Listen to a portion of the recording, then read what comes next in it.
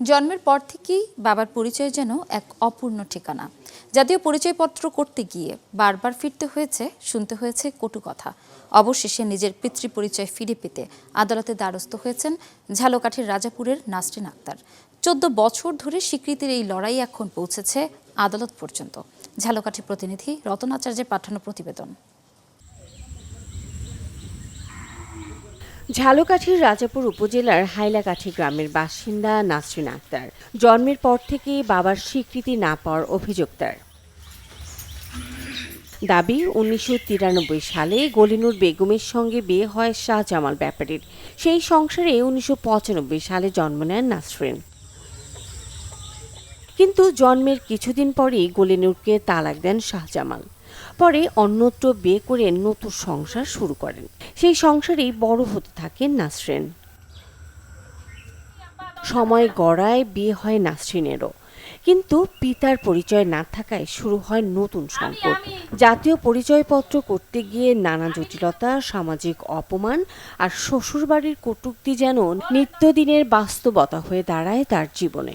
কোর্টে গেছি, মামলা করছি, তারপরে তার সাথে উকিলের সাথে কথা বলাইছি, তারপরেও সে মানে নত হয় না, বলে আমার মেয়ে না। তো দেশের সবাই জানে যে আমি তার মেয়ে, শুধু হ্যাগো ফ্যামিলির কয়জনেই কয় আমি তার মেয়ে না। মেয়ের এই দীর্ঘ লড়াইয়ে পাশে আছেন মা গলিনুর বেগমও। তার দাবি শাহজামালই নাসরিনের বাবা।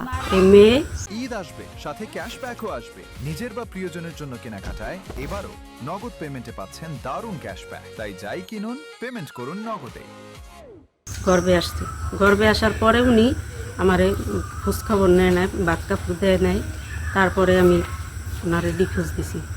ডিভোর্স দেওয়ার পরে মেয়ে হয়েছে। মেয়ে হওয়ার পরে মানুষে বলছে যে মেয়ে দিয়ে দাও, একটুখানি বাচ্চা দিয়ে দিলে কে পালবে আর কে কি করবে কিনা মারিয়ে ভালো। এই জন্য আমি দিনে। অবশেষে পিতার স্বীকৃতি চেয়ে 2025 সালে ঝালকাঠির আদালতে মামলা করেন নাসরিন আক্তার। মামলায় বিবাদী করা হয় বাবা শাহজামাল ব্যাপারীকে। তবে তার সাথে কোনো রকম যোগাযোগ না করে আদালতে মামলা করা হয়েছে বলে অভিযোগ করেন শাহজামাল ব্যাপারী।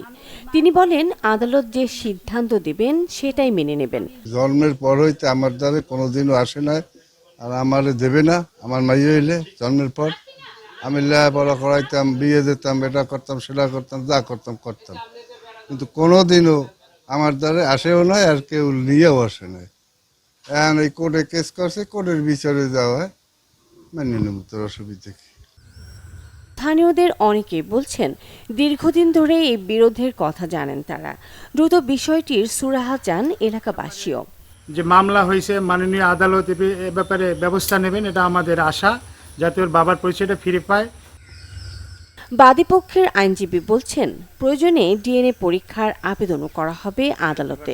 সে যদি এখানে পিতৃত্ব পরিচয় দিতে না চায়, সেক্ষেত্রে আমরা যে ডিএনএ টেস্টের মাধ্যমে তার এই পিতার পরিচয় শনাক্তের বিষয়ে আমরা সেইভাবে পদক্ষেপ নেব। একটি পরিচয়ের জন্য 14 বছরের অপেক্ষা। আদালতের রায়ে শেষ পর্যন্ত নাসরিন ফিরে পাবেন কি তার কাঙ্ক্ষিত পিতৃস্বীকৃতি? এখন সেই প্রত্যাশায় তাকিয়ে মামে। Desk report, channel 24।